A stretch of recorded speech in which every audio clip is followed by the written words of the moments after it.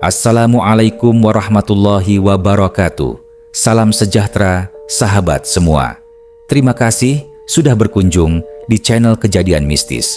Semoga Allah selalu memberi kita semua kesehatan dan keselamatan. Amin. Kali ini, channel Kejadian Mistis akan membawakan cerita tentang sebuah tempat di peta yang tidak pernah disebut. Sebuah dusun kecil tersembunyi di balik kabut, dan di sanalah sebuah batu besar menyimpan rahasia kelam. Ini adalah kisah tentang wajah yang hilang, arwah yang haus, dan mereka yang mencoba melawan kutukan dari masa lalu. Berikut ceritanya. Dusun Watu Lempung terletak jauh dari jalan raya, tersembunyi di antara bukit hijau dan hutan-hutan bambu yang berdesir pelan saat angin sore datang. Bagi penduduk kota, dusun itu hampir tak dikenal. Tapi bagi mereka yang percaya bahwa dunia tak sepenuhnya milik yang hidup, Watu Lempung punya nama lain, Dusun Kematian Diam. 4 mahasiswa Universitas Jakarta Raya tiba di dusun itu sore hari dengan niat mulia, penelitian antropologi tentang tradisi desa. Nadine, Gino, Kevin, dan Lala. Keempatnya tertawa-tawa sepanjang perjalanan, menertawakan sinyal ponsel yang hilang, bercanda soal hutan horor, dan memotret sawah sambil membuat konten. Mereka disambut hangat oleh Pak Lurah, seorang pria tua berusia sekitar 65 tahun, dengan sorot mata tajam dan raut wajah yang selalu terlihat lelah. "Saya siapkan rumah kosong dekat balai dusun buat kalian. Cukup bersih, ada dapur, dan air sumur yang masih ngalir." Setelah makan malam sederhana, Pak Lurah menatap keempat mahasiswa itu dengan serius. Suasana jadi sedikit tegang. "Sebelum kalian keliling besok, saya mau bilang satu hal penting." Ia menghela napas panjang, seolah menyusun kata yang sudah lama ia ucapkan puluhan kali. "Di dusun ini, ada satu tempat yang nggak boleh kalian dekati. Namanya Batu Guling. Letaknya di ujung lembah, dekat hutan bambu. Kalau siang lewat situ masih aman. Tapi kalau udah maghrib, jangan, sekalipun." Nadine mengernyit. "Kenapa, Pak?" "Itu bukan buat ditanyain. Tapi kalau kalian nekat, jangan salahin siapa-siapa." Gino tertawa kecil. "Biarin aja, Pak. Kan kami cuma nginep seminggu, nggak niat nakal." Pak Lurah tak membalas. Ia hanya berdiri, mengambil lampu minyak, dan sebelum pergi ke rumahnya sendiri, ia berbisik pelan. "Kalau kalian dengar suara batu menggelinding waktu malam, jangan keluar, kunci pintu, tutup kuping kalian, itu bukan suara alam." Malam pertama, Lala mencatat di buku hariannya. Pak Lurah kayaknya percaya banget sama tahayul. Tapi suasana di sini memang beda, sunyi banget. Gino mulai rese ngajakin pergi ke Batu Guling malam-malam buat ngetes mitos, semoga cuman wacana. Angin berhembus lembut, menggoyangkan jendela kayu yang sudah tua. Di kejauhan, dari balik rimbunnya pohon bambu, terdengar suara krak, krak, seperti sesuatu yang menggelinding, pelan, berat. Dan malam itu, salah satu dari mereka bermimpi berdiri di atas batu besar yang licin, dengan wajah sendiri yang tidak lagi utuh. Malam kedua, di dusun Watu Lempung terasa lebih sunyi daripada biasanya. Tak ada jangkrik, tak ada kodok bersuara, hanya detak jam dinding tua di ruang tengah rumah kontrakan mereka. Gino gelisah. Ia terus memandang ke arah jendela. Kegelapnya lembah yang samar terlihat dari kejauhan. Senter sudah ia siapkan. Kamera pun sudah terisi penuh. Ia menoleh ke arah Nadine, Kevin, dan Lala yang sedang rebahan dengan wajah lelah. Kita jadi ke Batu Guling nggak?" bisiknya, seperti menyimpan rencana besar. Kevin menyipitkan mata. "Gua kira lu bercanda kemarin." "Serius lah, masa iya kita kesini cuma buat wawancara nenek-nenek dan lihat upacara sedekah bumi?" Nadine mengangkat alis. "Gino, serius, lo mau nantangin larangan kampung? Orang sini percaya loh." "Justru itu, makin misterius makin bagus. Kita bisa rekam, jadiin konten. Gila, itu bisa viral." Lala diam, tapi matanya memandang keluar jendela. Udara malam itu terasa aneh, dingin, tak seperti malam sebelumnya. seolah ada sesuatu yang menanti di balik kabut tipis yang perlahan turun dari perbukitan. Kita cuma lihat dari jauh, terus pulang. Nggak usah dekat-dekat batunya, ucap Gino akhirnya. Please, gue penasaran banget. Akhirnya, setelah debat kecil, mereka setuju. Jam menunjukkan pukul 22.45 ketika keempat mahasiswa itu melangkah keluar rumah. Langit malam mendung, bulan tertutup awan. Jalan tanah becek karena hujan siang tadi. Mereka menyusuri jalan setapak menuju lembah, hanya diterangi senter kecil dan peta kasar yang mereka gambar dari cerita warga. Tak ada suara, bahkan dedaunan tak bergerak. Udara terlalu sunyi, dan ketika mereka sampai di pinggir jurang itulah, mereka melihatnya. Batu guling, sebuah batu besar, keabu-abuan, licin, seolah sering terkena hujan meski cuaca kering. Di sekitarnya, pohon bambu tumbuh melingkar seperti pagar. Dan di atas batu itu, ada seseorang, diameter berdiri membelakangi mereka. Pakaiannya lusuh, rambutnya panjang, tak bergerak sedikit pun. Kevin menelan ludah. Lo semua lihat juga kan? Nadine mencengkeram lengan Gino. Itu siapa? Gino mengangkat kameranya perlahan, zoom ke arah sosok itu. Tapi saat itu juga, orang itu berbalik. Dan yang mereka lihat, bukan wajah. Lubang hitam menganga di tempat seharusnya mata dan mulut berada. Seolah wajah itu dikeruk habis, kosong, dalam, gelap. Lala berteriak. Nadine mundur tersandung akar. Kevin menarik tangannya. Gino membeku, tak bisa menurunkan kamera. Tangannya gemetar. Sosok itu melayang pelan ke arah mereka. Tanpa kaki, tak mengeluarkan suara. Tap, senter Kevin mati. Kamera Gino tiba-tiba panas dan meledak kecil. Mereka semua berlari. Tapi, Lala tertinggal. Lala, jerit Nadine. Namun tak ada jawaban, hanya desis angin dan suara batu menggelinding perlahan dari arah jurang. Pagi harinya, warga dusun geger. Nadine dan Kevin histeris. Gino luka di bahu dan tidak berhenti menggigiti kukunya. Lala tidak ditemukan. Di ujung jurang, hanya ada kamera yang retak dan berlumuran lumpur.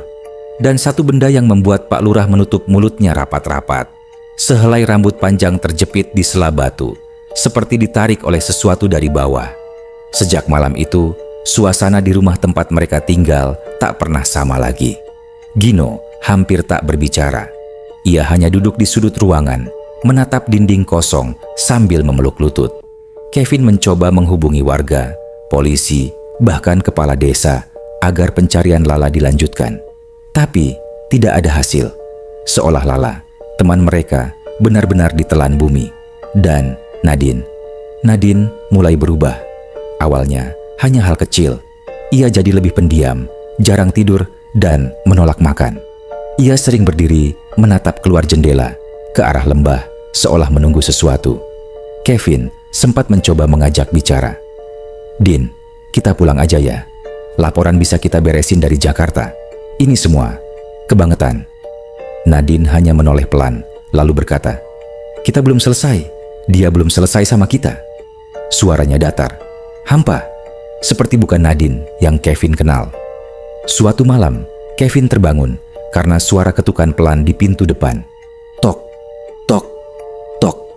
Ia melihat jam, pukul 2.44 dini hari. Pelan-pelan ia turun dari tempat tidur, mengambil senter dan mengintip keluar. Tidak ada siapa-siapa. Tapi saat ia membalikkan badan, ia melihat Nadine berdiri di ujung lorong, menatapnya. Lo juga dengar suaranya? Tanya Nadine. Apa maksud lo? Kevin mencoba tetap tenang. Lala, dia manggil. Tiap malam, bisik Nadine. Dia kedinginan, sendiri, di bawah batu. Kevin mendekat. Nadine, cukup. Lo capek. Ini semua bikin lo stres. Kita cari bantuan ke kota ya. Tapi Nadine tak bergeming. Ia mengangkat tangannya dan memperlihatkan sesuatu. Sepotong rambut panjang. Dia titipin ini lewat mimpi gue. Kevin mundur. Di rambut itu ada bercak tanah basah dan serpihan batu. Dan entah mengapa, udara di sekitar mereka tiba-tiba menjadi lebih berat. Lampu di ruang tengah berkedip. Di kejauhan, dari arah lembah, terdengar suara rintihan. Bukan hewan, bukan manusia, tapi sesuatu di antaranya.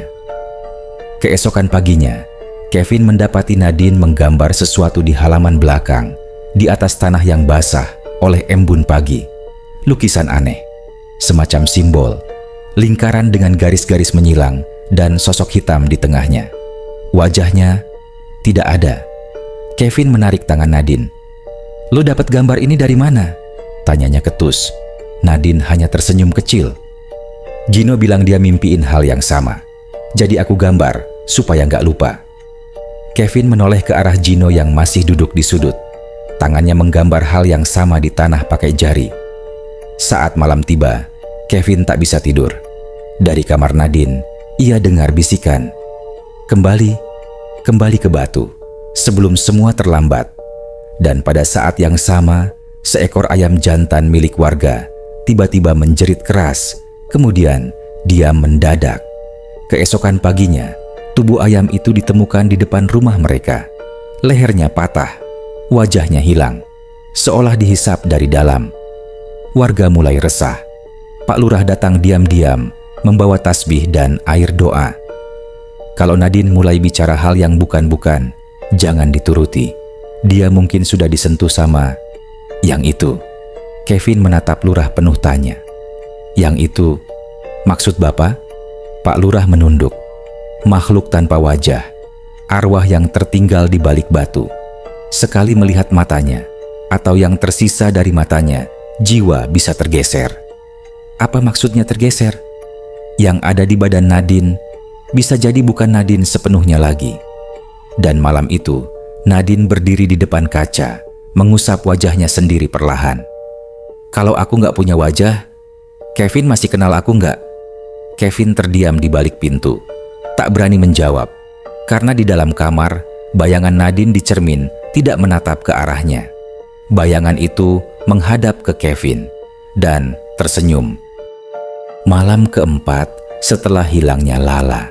Hujan turun sejak sore, gerimis tipis tapi tak henti-henti. Suara tetesan air dari atap rumah kontrakan terdengar seperti detik jam yang terus menghitung mundur sesuatu yang tak diketahui. Kevin semakin tak bisa tidur. Gino hampir tak bicara sama sekali. Nadine, entah kenapa, terlihat lebih tenang. Terlalu tenang. Pukul 2 dini hari, pintu rumah terketuk. Tok, tok, tok. Tak ada angin, tak ada suara. Kevin membuka jendela pelan-pelan, menyorotkan senter keluar. Tak ada siapapun. Namun, pintu kembali diketuk. Lebih keras, lebih menuntut. Dug, dug, dug. Kevin berlari ke pintu, hendak mengintip. Tapi Nadine sudah berdiri di depan pintu, diam. "Jangan dibuka," bisik Kevin. Nadine menoleh. Tapi dia pulang. "Siapa?" "Lala." Dan sebelum Kevin bisa menahan, Nadine membuka pintu itu perlahan. Hujan menetes deras, kabut turun dari lereng. Dan dari tengah jalan becek, berdiri seseorang. Rambutnya panjang, pakaian lusuhnya penuh lumpur, kakinya telanjang dan gemetar. "Lala," bisik Kevin. Wajah itu, ya, mirip Lala. Tapi matanya kosong, bibirnya biru, lehernya miring tak wajar, seperti leher patah yang dibenarkan seadanya. Tubuhnya basah kuyup, tapi tak menggigil. Ia hanya berdiri, menatap Nadine. "Aku kedinginan, boleh masuk?" Suaranya lirih, serak, jauh. Nadine tersenyum. "Tentu, rumah kita ini." "Bukan rumah kita lagi," potong Kevin. Ia menarik Nadine masuk dan mengunci pintu. Namun saat itu juga, lampu padam, hujan berhenti mendadak. Suara ketukan berganti, gesekan, seperti kuku menggaruk dinding luar rumah. Dan dari dapur, suara gelas pecah. Kevin berlari ke sana, menerangi dengan senter. Dapur kosong, tapi di lantai ada jejak kaki, basah, penuh lumpur. Masuk, bukan keluar. Dan kemudian, teriakan Gino. Kevin lari ke kamar belakang. Ia menemukannya di pojok ruangan. Tubuhnya gemetar, wajahnya pucat seperti kain. Tangannya menunjuk ke arah jendela yang terbuka setengah. Dia ngerangkak masuk dari bawah jendela. Lala, atau sesuatu yang kayak Lala. Dia jalan gak make kaki. Dia ngerayap kayak binatang. Nadine muncul di belakang mereka. Dia gak jahat. Dia cuma mau kita ikut ke bawah. Kevin menarik Gino keluar. Mereka berlari ke rumah Pak Lurah. Namun, saat mereka tiba, rumah itu porak-poranda. Pintu terbuka, lampu rusak, dinding penuh goresan seperti cakaran. Pak Lurah terbaring di lantai, tak sadarkan diri. Di dadanya ada ukiran aneh dari tanah liat. Sebuah wajah tanpa mata dan mulut. Kevin mendekat, mengguncang tubuhnya. Pak Lurah, bangun, tolong." Pak Lurah membuka matanya perlahan dan hanya sempat mengucapkan satu kalimat. Dia bawa Lala ke bawah. Tempat itu tidak bisa dikunci lagi. Dan sebelum Kevin sempat bertanya lebih jauh, Pak Lurah kembali tak sadar. Di luar, suara batu menggelinding terdengar makin dekat. Bukan dari lembah, tapi dari jalan desa. Dan malam itu, semua ayam di dusun Watu Lempung berhenti berkokok. Semua lampu mati. Semua penduduk mengurung diri. Mereka tahu satu arwah telah kembali dan yang lain sedang dalam perjalanan. Pagi di dusun Watu Lempung tidak benar-benar membawa terang. Kabut masih menggantung di atas sawah dan suara burung tidak terdengar. Kevin duduk di serambi rumah Pak Lurah yang masih terbaring pingsan, sementara Gino tetap membisu dan Nadine terus menggambar lingkaran aneh di tanah seperti orang kesurupan. Warga desa tak berani mendekat, tapi satu orang datang diam-diam dari balik kebun singkong. Mbah Mino, lelaki sepuh yang dikenal sebagai juru kunci makam tua di atas bukit. Langkahnya lambat, badannya bungkuk, tapi matanya tajam seperti mata burung hantu yang sudah hidup 100 tahun. "Kalian sudah bangunkan yang lama dikubur," katanya lirih. Batu guling itu bukan sekadar batu. Kevin mendekat, penuh harap. "Tolong ceritakan, Mbah. Kami butuh tahu." Mbah Mino duduk bersila, mengeluarkan sebatang rokok linting, menyalakannya, lalu mulai bicara. "Dulu, waktu Belanda masih ada, di lembah itu ada tempat eksekusi. Tapi bukan untuk para penjahat. Mereka bunuh siapapun yang dianggap berbahaya, terutama orang yang punya ilmu, dukun kampung, penari roh, tukang jampe. Semua dituduh sesat, diseret, dan dihukum. Bukan dengan peluru, tapi ditelanjangi, dibenamkan ke dalam lumpur lembah, dan ditimpa batu besar dari atas bukit." Kevin terdiam, mulutnya kering. "Mereka mati di situ?" "Tidak semua," gumam Mbah Mino. "Ada yang tetap hidup, meski batunya sudah menghancurkan badannya. Tapi mereka tidak bisa bergerak, tak bisa bicara, dan tak bisa mati sempurna. Arwahnya tertinggal di situ, terjebak di bawah batu. Itu sebabnya batu itu disebut batu guling, karena ia terus bergulir tiap malam mencari tubuh baru. Sekali arwah itu melihat wajah seseorang, ia bisa menggantinya, mengambilnya." Kevin mengingat Nadine, menggigil. "Lala, dia yang pertama. Dan bukan yang terakhir," jawab Mbah Mino. "Karena setiap kali ada yang melanggar larangan dan melihat sosok yang tanpa wajah, gerbang ke bawah terbuka sedikit." "Ke bawah? Bukan ke neraka, bukan pula ke dunia jin. Tempat arwah lumpur, di mana wajah-wajah yang hilang merangkak mencari tubuh baru untuk dikenali." Kevin menatap tanah. "Apa kami bisa menutup gerbang itu?" Mbah Mino mengangguk perlahan. "Bisa, tapi harus ada yang berani turun ke lembah, ke batu guling, bawa benda terakhir milik Lala, dan kembalikan dia ke tempatnya. Kembalikan. Arwah yang setengah hidup tidak bisa pergi sebelum tubuhnya utuh. Tapi Lala sudah bukan manusia sepenuhnya lagi." Gino, yang sedari tadi diam, tiba-tiba berdiri. "Gua yang kesana." Kevin dan Mbah Mino menatapnya. "Gua yang ngajak mereka ke situ pertama kali. Kalau gua yang harus bayar, gua akan bayar." Mbah Mino merogoh sakunya. mengeluarkan sebuah kantong kecil berisi tanah merah. Taburkan ini di sekeliling batu, tapi hati-hati, jangan pandangi wajah siapapun yang kalian temui di sana. Bahkan kalau itu terlihat seperti teman sendiri. Malam pun kembali datang. Batu guling menunggu, dan di balik kegelapan, Lala tertawa. Tapi suaranya bukan suara manusia lagi. Malam ke-6, langit hitam pekat. Awan menggulung berat, tapi tak menurunkan hujan. Angin hanya sesekali lewat, seperti napas dari sesuatu yang tak kasat mata. Kevin dan Gino berdiri di tepi jurang, tepat di atas lembah yang sejak beberapa malam lalu menjadi sumber segala mimpi buruk mereka. Nadine, mereka tinggal di rumah. Di bawah pengawasan Mbah Mino dan warga, setelah ia mulai bicara dengan bayangannya sendiri dan menggali tanah di pojok dapur sambil berbisik, "Aku harus mengganti wajahku." Di tangan Kevin tergenggam erat sapu tangan Lala yang mereka temukan di dekat batu, basah, sobek, dan penuh bekas tanah. Di tangan Gino, kantong tanah merah pemberian Mbah Mino. "Lo yakin?" bisik Kevin, suara gemetar. "Enggak," jawab Gino, "jujur. Tapi kalau kita nggak lakukan ini, besok mungkin bukan cuma Lala." Mereka turun perlahan ke dalam lembah, melalui jalur sempit yang setengah tertutup ilalang dan akar pohon. Tiap langkah terasa seperti menjauh dari dunia yang mereka kenal. Batu guling itu kini terlihat berbeda, lebih besar, lebih hidup. Di sekelilingnya, kabut tipis berputar seperti asap, dan tanah di sekitarnya berdenyut pelan, seperti bernapas. "Taburkan tanah merahnya," ujar Kevin cepat. Gino membuka kantong kecil itu, tapi sebelum bisa menabur, mereka mendengar suara langkah. Dari belakang, lambat, berat, mereka berbalik. Lala, atau sesuatu yang menyerupainya. Tubuhnya setengah membusuk, matanya hanya lubang gelap. Tapi ia tersenyum, senyum yang mencong, penuh lumpur, seperti kulit ditarik paksa untuk meniru ekspresi manusia. "Kalian datang," katanya pelan.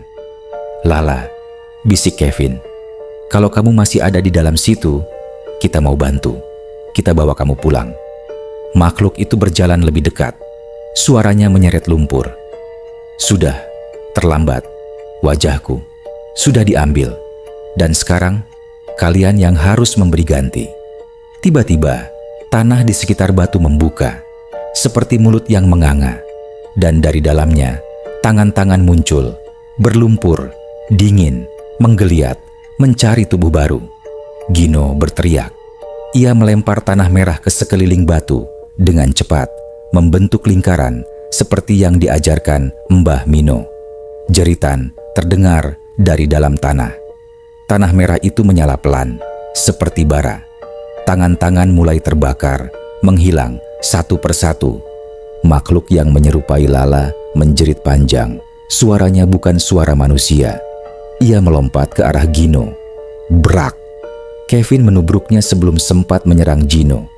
Keduanya jatuh ke tanah berlumpur. Makhluk itu mencakar, menggigit, menangis. "Gua tahu lu masih di situ, Lala," teriak Kevin, menahan tubuh busuk itu. "Kalau lo masih bisa milih, lo milih sekarang." Sejenak, makhluk itu diam. Lalu matanya yang hitam meneteskan satu air mata bening. Dan tubuhnya terbakar pelan. Mulai dari tangan, lalu wajah. Wajah yang bukan miliknya itu runtuh, seperti topeng lumpur yang meleleh. Makhluk itu akhirnya roboh di pangkuan Kevin dan berkata dengan suara manusia, "Makasih. Udah nyari aku." Lalu menghilang menjadi abu yang larut ke tanah. Lingkaran tanah merah menyala sejenak, lalu padam. Dan untuk pertama kalinya dalam seminggu, lembah itu benar-benar hening. Kevin dan Gino kembali ke atas. Tubuh mereka penuh luka. Tapi langit mulai terang. Burung-burung bersuara lagi. Di rumah, Nadine terbangun. Matanya bening, tatapannya sadar. "Lala?" bisiknya. Kevin hanya tersenyum lemah, lalu memeluknya. Dia udah pulang ke tempat yang semestinya. Namun, di ujung lembah, batu guling tetap berdiri. Diameter menunggu, karena meski pintu sudah ditutup, kuncinya bisa berkarat. Dan dosa masa lalu tak pernah benar-benar menghilang. Sudah 2 minggu sejak malam terakhir di lembah. Lala tidak pernah ditemukan, tapi warga desa menyelenggarakan selamatan 7 hari untuk membebaskan arwahnya. Kevin, Gino, dan Nadine memutuskan untuk meninggalkan dusun Watu Lempung sehari setelahnya. Mereka tidak pernah kembali, tapi dusun Watu Lempung masih ada, masih sunyi, masih misterius, dan batu guling masih berdiri di sana. Sore itu, sepasang pendaki tersesat di hutan sekitar dusun. Mereka bukan dari sini, sekadar mengikuti jalur offline GPS yang ternyata tidak akurat. "Bro, katanya ada batu gede yang bisa guling sendiri di sekitar sini. Mau lihat nggak?" "Ah, urban legend, palingan cuma batu biasa. Tapi ya udah, sekalian lihat aja." Langkah mereka makin dekat ke tepi lembah. Kabut mulai turun meski matahari belum tenggelam. Suara burung berhenti. Salah satu dari mereka mengangkat ponsel, memotret sebuah batu besar di tengah lembah. "Wih, serem juga. Nih, captionnya cocok. Batu yang pernah meminum darah manusia." Hehehe. Ia tertawa kecil, tapi saat melihat hasil fotonya, ia terdiam. Lo lihat deh. Di layar, di atas batu itu, ada bayangan. Seperti sosok wanita berambut panjang, berdiri membelakangi kamera. Temannya melihat sekeliling. Kosong, tak ada siapapun. "Jangan bercandalah." "Gue nggak bercanda. Nih lihat." Mereka lihat kembali foto itu. Sosok itu masih ada, tapi kini menoleh. Wajahnya datar, hitam, tanpa mata, tanpa hidung, tanpa mulut. Dan tiba-tiba, layar ponsel mati total. Angin berembus kencang, kabut naik. Dari bawah tanah, dari balik batu guling, suara lirih terdengar. Seperti suara tertawa yang nyaris tak terdengar, tapi jelas. Wajah ini belum cukup. Dan di malam itu, anjing-anjing desa kembali melolong. Kakek-kakek tua menutup jendela dan membakar kemenyan. Satu anak kecil tiba-tiba demam tinggi, menggambar batu besar dan sosok tanpa wajah di buku gambarnya. Dan Mbah Mino di pojok rumahnya hanya bisa berbisik pada dirinya sendiri. "Aku sudah bilang, itu bukan sekadar batu.